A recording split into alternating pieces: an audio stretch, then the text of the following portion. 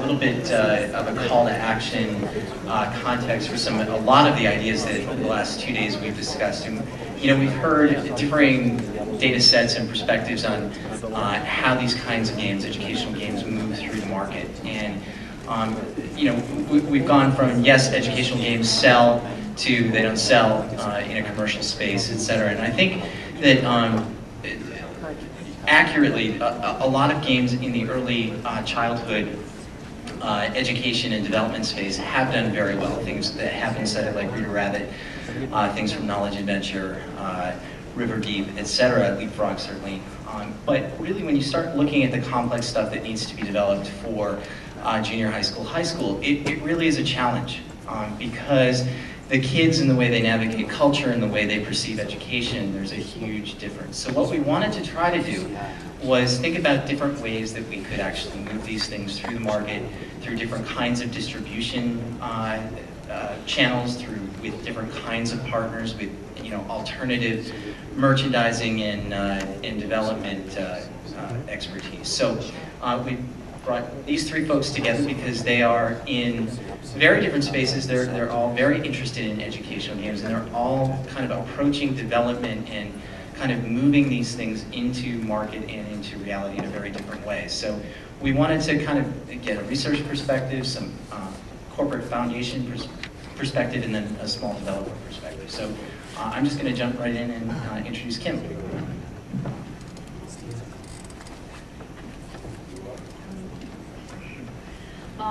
I'm Kim Mulkey with the BellSouth Foundation, and I believe that speaker biographies have already been provided, so I'm not going to go into my particular background. But how many people here know who BellSouth is? Okay, good. Well, we can go very quickly to that one. BellSouth is one of the former Baby Bells in the Southeast, and we do most of our work in the Southeast quadrant of the United States, but we do have some national activity that we do as well. And I have two colleagues with me. I think Steve Tisher, wave your hand, Steve. He's one of our strategists with the BellSouth Corporation, and I'll tell you exactly where I work within BellSouth in a few minutes, but is Stephen Wright in here? I don't know if he is, but there are two people with me as we begin to explore this space of video gaming. But we're really exploring it from a much broader context, which I want to share with you. I actually work for the BellSouth Foundation. How many have heard about the BellSouth Foundation? Okay, good, a few of you. At divestiture, the BellSouth Foundation was formed, and it is an endowment. And I really want to distinguish us from the normal type of giving you see from some corporations, which is called charitable giving, corporate contributions. And the reason that's important is because the nature of our work is very different. Even though we can link up with our company in terms of partnerships, we cannot pay them for any kinds of services or give our money to grantees to purchase BellSouth services. That's called self-dealing. So we are a very different entity working alongside of our company. We are a corporate foundation, and our board is made up of our officers. But anyhow, what I wanted to share with you before I tell you what we're doing is what we have been doing. We really started going deep into technology education in 1996. Our first initiative was BellSouth Learning Will Never Be the Same, and this was our grassroots version of NetDay. Who's heard of NetDay? It was just about wiring schools. That's all it was. But the good news is that for the Southeast, with our Learning Will Never Be the Same project, where we brought wiring down to the classroom level, we were the worst in the nation in 1996, and at the end of 1998, we were the first in the nation in number of classrooms and schools wired. In the state of North Carolina, the National Guard was airdropping wiring kits in schools because it was active community volunteerism that was bringing that wire to the schools, and our project was to bring that wire live. So we offered transport and grants, and that's one reason it was so successful. other thing is that we wanted to change the language around technology from funding and bake sales. That's how we got computers in the schools, to a budget item. We wanted it to be a line item for schools, and that was what the Smart Budgets initiative was. So we wanted to change the dialogue about what technology meant to school. We wanted it to be considered mission critical the way they thought textbooks were. And then we went into BellSouth EduPower 3. Now, one of the things I want to share with you is that as we designed our technology initiatives, we also designed them with how we as a company were learning about transformation. And so when you get to BellSouth EduPower 3, it's certainly reflecting what we had learned through the changing environment of telecommunications. And we had three components: power to lead, power to teach, power to learn. And it was based on change principles. One, power to lead. If the champion is not sharing the vision, meaning your leaders, the glass ceiling is low. If superintendents don't care about technology, it's not going to be integrated in meaningful ways. Same with other industries as well. Power to teach was about building capacity. You can't bring new skills in if the culture's squeezing them out. So those types of principles were in this particular initiative. We produced 2 reports, the Big Difference and the Point of Transformation report. And you can go see all those things on the web. And the other stuff that I have listed here is also on the web. The big aha is that I want to point out the Big Difference report because that was very significant for us. And that's probably is what is a major factor driving us in the space of video gaming. Through this initiative, we learned that kids' contextual view of the world and learning was different. We heard oftentimes in the education space that, oh, kids are just early adopters of education, and that's how they viewed technology for education around kids. They really had no sense of the kids were viewing technology very differently than the adults in the room. I do advise you, if you haven't seen this report, take a good look at it.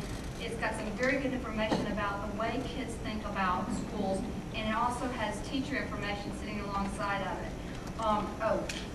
What I'm about to show you next is we also convene educators to help push them along as our form of professional development, and Dreamland, which is the last bullet point on here, is part of that. And here's part of the Dreamland report, which was a simulation of sorts with educators. And I know you're probably getting nervous because I'm going too long. This is our website. You can find a lot of our history, a lot of our activities to see kind of the design of our work, what we learned from that work, and how it shaped our thinking. So what next? This is where we're going next. We're going to focus on virtual learning. What do I mean by that? Is that we're going to look at the policy that is really enabling digital content, online learning experiences, and that goes with any time, any place, any pace. If you think about school, we heard that extending the school day. If you think about a teacher, they only have 45 minutes to deliver a lot of content and hope that those kids can bring that content in, convert it in a way that they can apply it, hopefully, to real-world experiences, not just testing. So extending time, extending day, extending kids' opportunity and access to information is very, very key. We're going to work on virtual learning through policy, virtual schools, and content, which leads us to why I'm here. We're looking at the new forms of learning objects. As textbooks go away, as schools demand their content to be delivered to them digitally, then it's got to have new forms, and we hope video games will be a part of that space. So that's where we're going now, and that's why we're here. So we're in the process of designing and developing our plans for helping to accelerate and stimulate philanthropic money into this space, developers into this space, and that's kind of a marketplace perspective. Also help the education community be a participant, an active, collaborative participant in making this happen. So that's why I'm here today, and that's what the BellSouth Foundation will be doing next. Scott?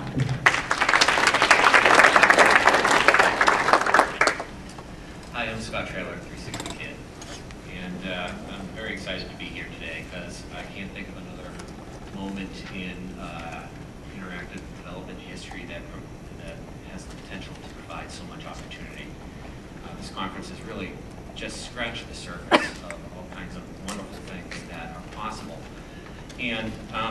start off with showing some information. I often try to keep my eyes open for signposts. And good or bad, there is information out there that could kind of point some things out about where the opportunities are. For example, to start off with, and this is not something I'm particularly excited about, but the latest federal budgets for education increased in all categories except for technology, which was cut. I'm very upset about it, but believe it or not, there's an opportunity here if you look for it. Also, Alex had asked me if I could take a peek as well at some of the grant-based opportunities. And if you look at what's going on within NSF right now, there are also cuts going on there that have many people concerned. And it's not a pretty picture, but again, somewhere in here, there's opportunity if you look for it. Now separately, one of the things I like to do within my business is look across multiple industries. I'm always looking at the latest statistics and facts about the education industry, but also there's a lot of neat things going on in the toy space, in the broadcasting space, in the video game space. And here's just a peek at another set of opportunities here. This is something earlier in the year from NPD Fun World that talks about the brightest spots in the toy industry being games and puzzles, learning and exploration category products, and that it happens to be one of the strongest growing areas within the toy industry. And then move on to this here. I don't know how many of you are waiting for the essential facts document to come out of ESA any moment now, I'm hoping. It's usually around this time. It's a report about the video game industry that comes out every year about this time, and last year was the first year where they stopped tracking edutainment products. There is, if you look at the trends, there's also very little information about what's being offered to younger audiences. And this too is a signpost for opportunity. Okay, now one of the things that that's listed in the questions for the panel is one other stat I want to point to first. There are strong areas of opportunity within e-learning and other kinds of digital products, and one that I just want to point out to is products that rely heavily on simulations. That's a very strong growth area. There are a number of different ones, but some of the products that you're all working on out there and we've seen over the last couple of days have a heavy simulation component to it. That happens to be a very strong area of opportunity as well, whether for video games or in the classroom, wherever. Now, one of the things in the questions that were posed to us was, okay, sure. You can do lots of great things with products for young kids. It can be educational, it can be marketed as educational, and that's great. And you can kind of see from this chart right here that who's making the purchasing decision for some of those products, and it's usually a caregiver, a parent, a mother, father. Whereas there's a particular time where it's the balance of power changes, and purchasing decisions happen through the child or through the kid as they grow older. And what may have been marketed as an educational product to a preschooler doesn't necessarily have the same appeal as the child begins to age. So what do you do about that? That's a big challenge. How can you create an educational product that is fun, that kids want to use, that teens and tweens want to use? And that is the million-dollar question. I don't have the answer for it just yet, but I hope to someday. A few things that are worth looking at too about content that is delivered to children. In the educational side of things, you don't see a lot of branded characters. Things tend to be rather, and I'm not saying everything, I'm just speaking generalities here. One could argue that there's a blandness about the products that get brought into schools, whereas on the opposite side, in the games industry, it's heavily branded characters that oftentimes may initially drive a sale, and once the product gets in the door, then it's all about the storyline and hooking the child with the engaging activities. So somewhere between those two extremes, you know, do you use branded characters? Do you not use branded characters in the products you're making? And does that have an impact on getting your product into the classroom? Another thing I like to look at too is I think there's a delicate balance between heavy instructional design in your educational product versus natural play patterns of children. I heard Will Wright say it very well once, that instructional design has the power of sucking the fun out of games. And it's stuck with me ever since he said it. But it really makes me think, because there are learning opportunities with all kinds of products that you make, and there are some really hardcore instructional designers that have a very definite way that they feel products should be made. But I would argue that you could have some very high instructional design values in your product and only sell 10 products. Whereas you begin to lighten it up. Here, this is a graphic that I'm saying you've got high instructional design values. But on the flip side here, if you have high natural play patterns with little to no instructional design thinking behind your product, you may sell lots of products, but they may not necessarily be effective in the classroom. So there's a delicate balancing act that needs to go on there between those two extremes. Okay, how am I doing, Alex, on time? Okay. Here's a few things that I think are worth pointing out about motivational factors on the educational publisher side, as well as the game publishing side business, where on the educational side, you may develop a product for a specific grade, whereas in the gaming world, you may have a sweet spot that you want that to spread as wide as you can, because you don't want to limit your marketing opportunity with that product. Educational publishers, it's all about trying to get to that state adoption, to get your product adopted, and then from there moving on to having school districts and states purchase your products. And those products, by the way, tend to be heavily skewed towards California, Texas, and Florida, because if you can get those states to buy your products, the rest of the country is probably going to fall in line. Not always the case, but there's some strong thinking there that influences how educational products get built. Whereas on the opposite side, for game publishers, it's about getting your product into supply chains and to the end user with direct consumer purchase. Educational products may be bite-sized user experiences that fit within a classroom period or multiple periods, where in the game side of things, you want a great, never-ending, lasting experience where there are infinite possibilities for unlimited play. Some other, we've heard a little bit too about assessment. Teachers are under incredible pressure right now to prove that what they're teaching in the classroom, what products they're using are effective and have residual learning benefits, and they're accountable for that. And so they need somehow to be able to point to information that talks about how well these items are working in the classroom. Okay, I'm going to just move along here. If I had to pick out just two, and this is a personal thing, if I had to pick out one item from the educational side and one thing from the game side, what would that be? And I'm saying right now there's so much pressure on teachers. It's like you need to show that this is effective in the classroom. And I would say, and I'm sure some of you may have different opinions, that it's all about engaging the user and maintaining their interest in your product. So I think, how can those two be blended to create the ultimate product that can be used in the classroom?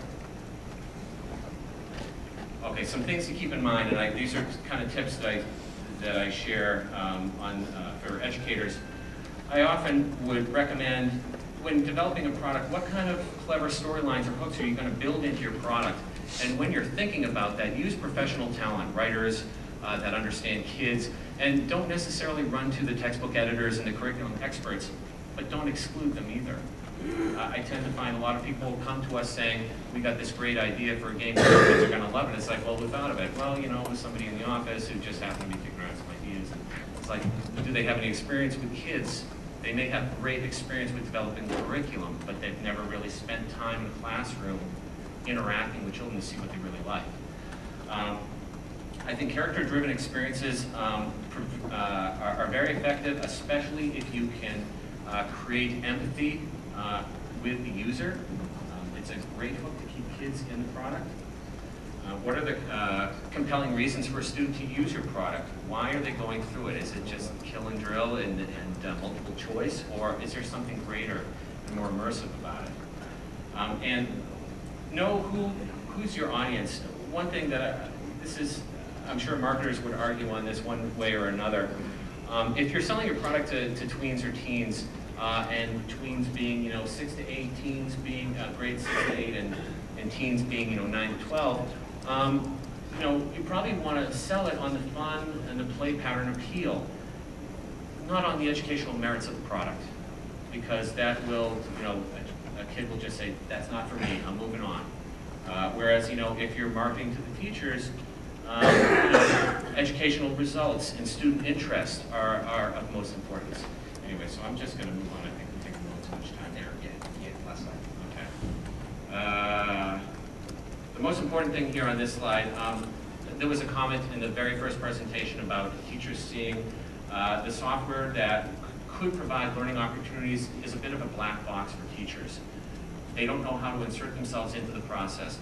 They don't know how to guide the learning experience, if there are learning opportunities, or what are those learning opportunities. And I would strongly suggest, how can you provide materials for teachers so that they can easily insert themselves into the product to create a more effective learning experience. Thanks, Scott. We're going to tie some points together in a second, but I want Patrik to go and bring us home. Okay. Hi, I'm Patrik Bergman, or Patrik Bergman. People call me here. I am a PhD student from Sweden, so if I look very tired, that's because it's actually in the middle of the night for me now. No excuses. My presentation is a bit different, as Alex told us at the beginning, that we will have a broad kind of presentation. I'm here to present a case study of our project we are doing with the company, and I'll just go to directly. In the next 6 minutes or so, I will introduce you to the following. It's a collaboration we have with a pharmaceutical company called AstraZeneca, and we are building a game together with them. I'll show you just a few notes about how we will distribute the game, and also we have this grand task of telling you the next steps for the educational design of games. So I'll tell you something about that. AstraZeneca, perhaps you don't know who they are, so I just added some figures. It's a global company, one of the largest pharmaceutical companies in the world. And as you can see, they put a lot of money into their research. We are working in Lund. I'm from Malmö in southern Sweden, near Copenhagen, and Lund is nearby. And we are working with the Office Veterinary Affairs and Animal Welfare, who takes care of all the animal questions in AstraZeneca worldwide. Okay, so why at all collaborate between a university and a pharmaceutical company? Well, we have some mutual interests, which is good for us. Health issues relate to us all. We all get sick, or our relatives do, and we eat medicines in order to get better. Okay? Animals are actually used in researching for medicines, and in Sweden, if we compare, for example, AstraZeneca's website in Sweden with the ones they have in the US, in Sweden they can be much more open about the fact that animals are used in the labs and how they are used and why and by whom. But in the US it's much more hush-hush, and I don't know, I haven't asked them why, but luckily in Sweden they want to bring this up, which takes us to the next point, and the basis is that it's better for young people to discuss these matters openly instead of listening to someone and forming a prejudice about either that it's completely correctly to use animals in pharmaceutical research, or that it's wrong. And of course, we want to explore if a game is a good way of doing this. Okay. I had a few more slides on this, but I will just show you the basics. That's our game. We built it in Flash. We also used a whole lot of engines and stuff, but since we had a requirement specification that looked like this, basically that it should be a collaborative game, we should never ever earn money from selling anything, so it should be free, it should be easy to distribute, it should be easy for teachers to use the game together with their students. It should be easy to also access in an ordinary school in Sweden. So, and it should be appealing to as many as possible, and that was the target group. And that's how we looked after we wrote that specification. And well, it's not easy. As Carrie Heater, are you? Yes. Oh, yeah. As you told us yesterday, it could be a real pain, and you developing your own educational game and doing user tests, and so it took us. We were here last year also together with AstraZeneca, and then we had what we thought was a near finished demo of our game, but well, it didn't turn out that way, because now we have 1 year later it's finished, so it took a while. We have since, and this is a background why we had all working with AstraZeneca, in order to raise, in order to inform young people on how animals are used, how pharmaceuticals, medicines are researched and why, and what the opponents of using animals say, and etc., etc. We created a very standard website for this. It's a collaboration with a whole of Malmö University and AstraZeneca.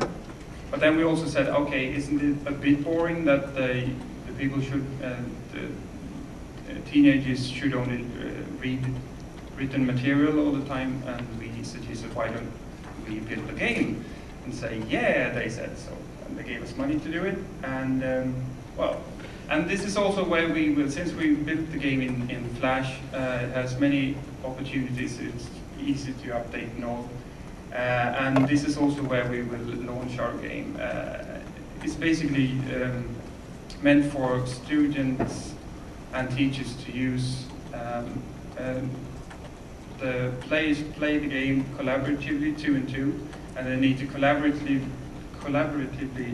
decide what will happen to a town we have simulated, and a lot of ethical dilemmas and all, and they get their own ethical profile at the end, and then that can be taken up afterwards. It takes about 1 or 1.5 hours to play the game, and then afterwards the teacher can collect all the data and talk with the kids on why they made the decisions.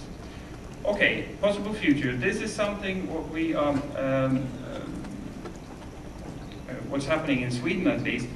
We have a lot of interest focusing on this just happening in the last year. We of course have Malmö University, including many students interested in using games for education, teachers and schools. We have governmental organizations, other universities.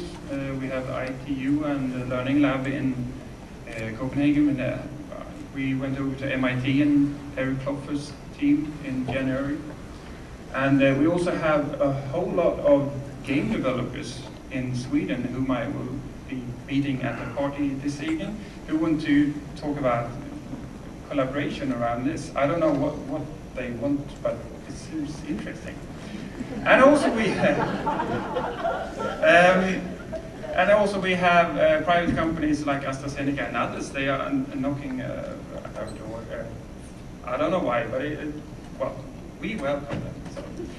So we are now establishing a games research center just to make it possible to handle all those people and have fun at the same time.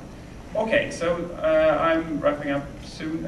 What we have spoken about engaging teachers, and I come from the School of Teacher Education in Malmö, and it's one of the largest teacher education sites in Sweden. So every year there are 7,000 actually students who are becoming teachers each year, but 4,000 are full-time.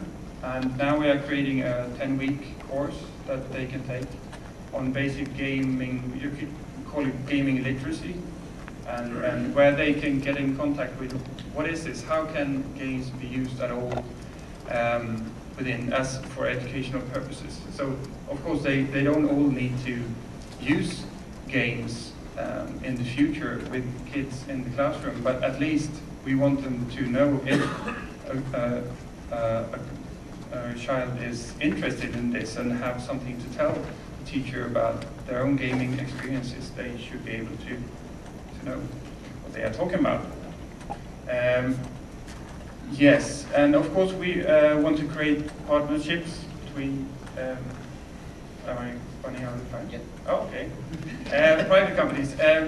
We are, for example, approached by a multinational company with 40,000 sales representatives, and they want to, the head of that educational department want to use games in order to educate their staff globally. And well, mobile handheld gaming could be one thing we talked about, and of course we should research games.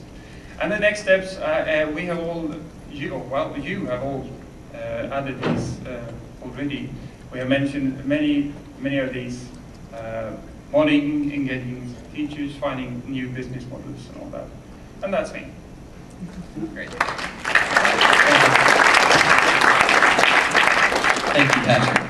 I think part of the reason why we had this diverse group here is that, to point out, and we've seen it over the last couple of days, we've had some really inspired stories of researchers developing games that they're able to put into spaces where they can do research that can inform design, that can inform curriculum development, etc. Unfortunately, the business model of a university with its indirect costs and scalability and the types of teams that you're able to put together depending on the size of your grant are fairly limited. On the flip side, a lot of the work that's been done in the universities and in research centers we have challenges getting them into the commercial spaces for exactly the reasons that Scott highlighted in terms of the adoptions in the classroom spaces and what you have to do through those distribution channels and approval channels versus what the games industry is typically done in terms of its retailing and merchandising. So, and I've been lucky enough in the last couple of years to be now on both sides of that. First working with, Microsoft and Henry Jenkins and the team Kurt Squire at MIT with Games to Teach. And then on the other side, working with Leapfrog and things like Leapster and certainly Fly, thinking about how you kind of develop quality content, enriched content that's not just drill and practice, but that also brings in, I think, a lot of the things that we've talked about in terms of user-created content, or even moving some of the things from those university spaces into commercial spaces. And it's incredibly challenging because having worked through a lot of those business models on the commercial side, the ROI and given the way these businesses are now set up, the development costs, and I think, I'm not sure who it was, it might have been Celia yesterday, talking about the crisis we're going to have in creating content if we keep thinking about tiny modules that kids are going to rip through in a fraction of the time that we expect them to be able to rip through them. So we've really got to engage them. And the challenge is how you from a corporate perspective, how you monetize that, and then from the marketing perspective, how you get it into the spaces. And I think what's interesting about these three folks from we have a really strong advocate in someone like Kim working within a corporate foundation who is able to help deal with a lot of the policy issues and kind of help to change perspectives. You have Scott, who is working in production and development of games, and slightly changing those development models so that you're not, and we have others in the audience, Louise at Binary, and some other places that are changing and working outside of what we see emerging in kind of the entertainment gaming publishing industry as kind of Hollywood blockbuster, big types of development budgets. And then with Patrik, he's set up kind of, he precurses a model that we're now looking at MIT, and how you bring these various groups together to make things work, so that you have the support and the funding from some private and foundation sources.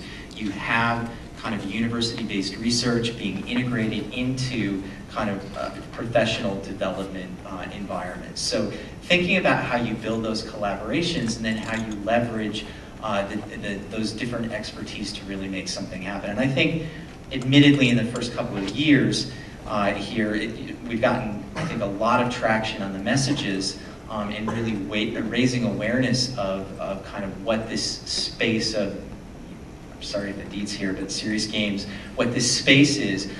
We can, really now begin to rethink some of these business models and develop partnerships, which is why it's great that we have teachers here, university researchers here, commercial publishers, traditional toy companies, educational toy companies working together. So we're hopeful, because we're in various conversations, but if any other folks are interested in kind of triangulating on some of these collaborations, we welcome it through the forums that we're going to set up on the Education Arcade website as we revamp that this summer, or just in contacting any of the folks that are on kind of your radar from business cards you've traded here, or while we're not going to publish an attendees list, if folks are interested in getting in touch with specific people, we'll help to make that happen. So with that, we've got about 20 minutes before 6 o'clock and we turn it to Pumpkin, so I want to start questions, Nick, with Warren over here. Hello, everybody. Sorry I couldn't be here last 2 days. I was on assignment. I was out investigating the latest from Nintendo, Sony, and Xbox. It was tough work. I had to go to 3 parties, and I'm very excited about what I saw. While you guys were sequestered in here, Sony was incredible. The new PS3 I thought was awesome. It's going to be a computer. Key thing was the IP netcam. Just the capability of what that could be was cool. Microsoft, so-so. But it's good. I mean, no doubt. And then the Nintendo this morning, electroplankton. Check that out. Anyway, it's like remember SimTunes? It's kind of like that on a DS. The capability of these new platforms is very exciting, and my message to us is to think about learning flexibly. We have to not think about education so much or as much as learning, and that's always a challenge. But it's good to see y'all here, and it sounds like a wonderful 2 days that you just had. Okay. Warren, I challenge how much development costs are for any of those 3 platforms. So, great, we'll get to them shortly. Any other questions? Scott. Well, it's a thing that when fellow developers / designers talk, it's a concept that comes up a lot, but I don't remember hearing it here, so I'll just, forgive me if it's repetitive for those of you who know it, but I think we really need to look at we need to think of ourselves as the indies against Hollywood, not against, but as opposed to Hollywood. Alternative. Yeah, alternate thing. I mean, if you look at the process with movies, Hollywood budgets have only gotten bigger and bigger and more bloated and less flexible in terms of what they can do. And they keep having to turn to the independent films, which in sort of waves, not consistently, but in sort of waves, innovate and create new ideas. For some independent filmmakers, the goal is to become a big bloated Hollywood director, but for some, it's really that the independent films sort of remain independent, but end up leveraging Hollywood's power for marketing and distribution. I think we ought to take pleasure in the freedom we have to think small and be hopeful that as we think small and think clever, some of that stuff is going to end up looking good, and some of it's going to end up being picked up by larger and larger funders. And whether it's the game companies or whether it's or whether it's government or whether it's foundations. Because that all the really creative, anyway, I don't know, I started in theater, but and all the creative stuff is done in small black box theaters. And the same thing, all the creative stuff in film is done in 16 millimeter. We're in that same, we should see ourselves as in that same space and feel good about it. I would like to add something to Scott's comment, if I could. One of the things I started noticing, this industry sometimes has a short memory. If you look back